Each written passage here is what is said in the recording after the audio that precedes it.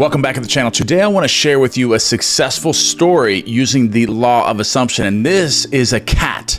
This is actually someone that owns a cat, and the cat was 8 years old and very ill, and this person went to see Neville Goddard. Neville Goddard instructed this person to do a specific exercise in their imagination to save the cat. And this person actually lived in the same building that Neville Goddard lived in the apartment complex. So he was able to help this person to imagine this indirectly. And I really like this approach, and I wanted to share this story with everyone. And this is out of Neville Goddard's Seed Time and Harvest.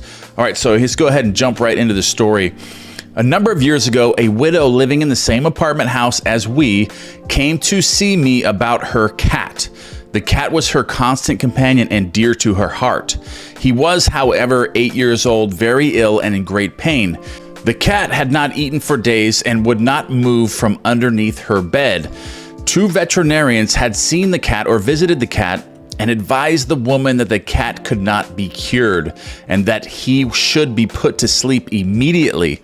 Then Neville Goddard suggested to the woman that before she went to sleep, she create in her imagination some action that would indicate the cat was in its former healthy self. Neville Goddard advised her to do it over and over again until it took on the tones of reality. So Neville Goddard suggesting that she create a vivid scene in her imagination of the cat being healthy in her mind, and keep replaying this like a movie clip. Keep replaying this movie over and over and over, a movie that would imply like the end of the movie where the cat is really, really healthy, like you're creating this imaginal act. Now that the cat is really, really healthy and doing things as if it was healthy and seeing that in her mind's eye and replaying that over and over and over. So then she promised Neville Goddard that she would actually do this. However, either from a lack of faith in Neville Goddard's advice or from a lack of faith in her own ability to carry out the imaginary action,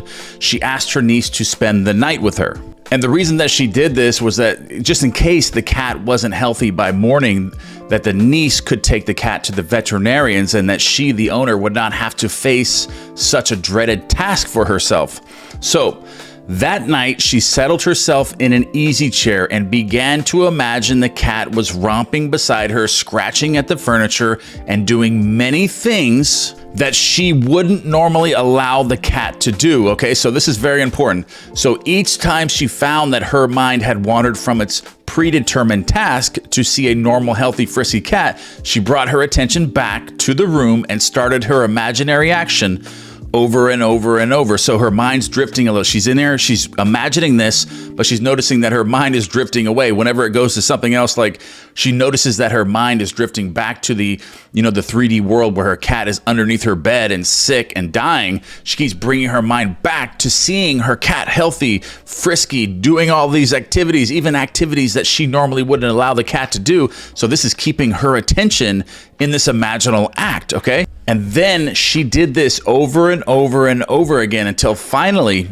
in a feeling of relief, not excitement, but relief, she dropped off to sleep, still seated in her chair. So she did this sitting upright in a chair. This is super important because my grandfather used to tell me this.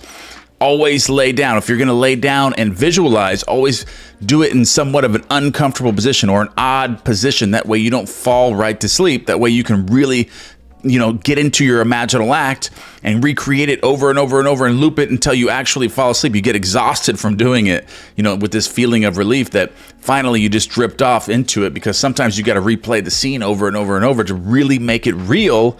And that's what this required. So her sitting in this chair kept her awake to the point where she could actually do this for a certain amount of time and really make this real.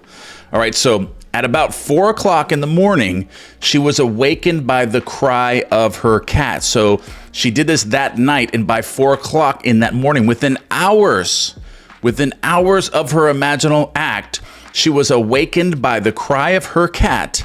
And the cat was actually standing by her chair, no longer under her bed. And after attracting her attention, he led her to the kitchen where he begged for food.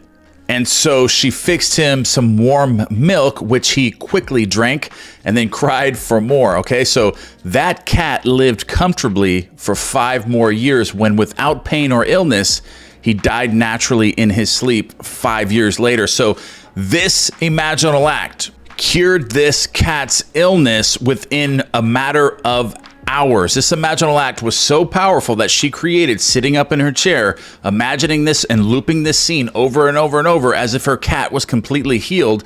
And with a certain amount of hours, her cat was up and ready to eat, standing by her chair where he was in his deathbed underneath her bed and wouldn't come out for anything. Even the veterinarian said that this cat is going to die. You need to put him to sleep. She went into her imagination, met with Neville Goddard, got the techniques, learned how to imagine without any practice before this, doing this and just being and having that desire to save this cat. And sometimes that's all it takes, is having that burning desire, which is the first element to creating with your imagination, is having this burning desire to create something, to keep you in that imaginal act, and do it until you land it. Do it until you impress the subconscious mind with it and make it that powerful. And when you're saving someone that you love, like in this situation here, she's saving her cat. She put 110% of herself into this. And I believe that's why this exercise worked so quickly, because of her burning desire to save her cat.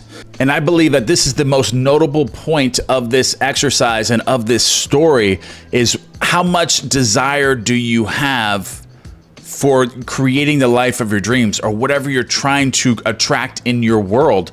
Are you willing to put that work in to actually visualize this, to actually create a scene in your mind, like Neville Goddard taught us? To actually create a mental movie, create a 20-second or a 10-second mental movie that implies that your wish is already complete, and create a movie, loop it over and over again. Keep your attention attracted in this one moment over and over and over again until you fall asleep with that feeling, and make it until it takes on the tones of reality, and impressing the subconscious mind with your wish as an accomplished fact. All right, guys, I love you. That's the end of this video, and I'm going to put a sleep meditation on the screen. I want you guys to try that sleep meditation tonight. Click on that sleep meditation and follow my instructions, and it will build and develop the muscle of the mind. That way you can start visualizing yourself. How much burning desire, how much desire do you have to develop the muscle of your mind, to be able to use your imagination to create the life that you want to have? All right, guys, I love you. Don't forget to give me one thing you are grateful for, or any future content, any information you want. Leave that in the comment box below. I read all of the comments. I love you, and I'll see you in the next one.